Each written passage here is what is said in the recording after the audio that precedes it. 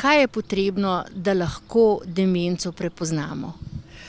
Demenca je pravzaprav lahko ali pa težko prepoznana. Običajno je tako, da svojci težko prepoznajo demenco pri svojih, ker so vpletena čustva.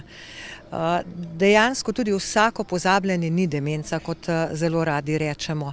Demenca je pravzaprav šele takrat, ko začnejo vse te težave motiti vsakdanji način življenja in dela. Pri demenci gre za propad možganskih celic in večja je ta praznina v možganih, večje je pozabljanje. Demenco bi nekako lahko tako prepoznali kot izgubljanje v času, kraju in prostoru. Tako zelo poenostavljeno. Kako pravzaprav lahko prepoznamo hitro demenco pri svojcih?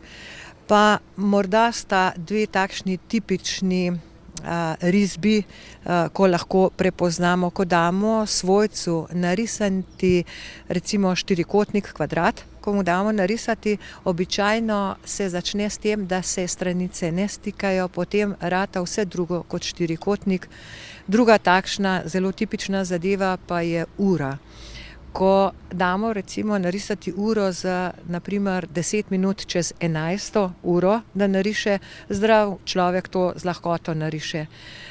Za osebo, ki začne obolevati za demenco, pa to predstavlja veliko težavo.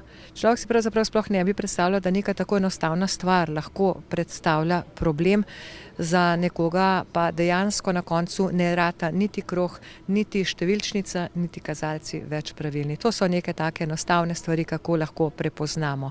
V Sloveniji se številka vsako leto povečuje, trenutno je že kar 35 000 obolelih za demenco. Koliko pa imate takih vi tukaj v domu upokojencev?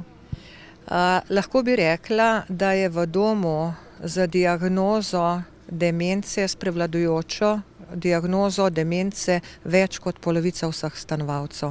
Mi imamo 2 varovana oddelka, kjer so osebe z demenco nameščene z odločbo sodišča, vendar imamo po samem domu ogromno ostalih še stanovalcev z demenco, ki je pa še obvladljiva, in dokler je takšna demenca obvladljiva, da stanovalec bodisi ni nevaren sebi ali drugim, ne premeščamo teh ljudi na varovane oddelke, pač pa delamo z njimi po najboljših močeh, da jih zaposlimo, da jih spremljamo, da jih zaposlimo z neko terapijo zaposlitveno, kakorkoli v okviru delovne terapije, tako da stanovalce šele takrat, ko nekako ni več obvladljiv skupaj z vsemi ostalimi, pa potem, ko sodišče presodi, da je to potrebno, jih namestimo na varovane oddelke. V Ljubljani ima že dalj časa svoj sedež društvo Spominčica, kar veliko pripomore za osebe, ki obolijo za demenco. In seveda tudi za tiste, ki se srečajo, to so svojci.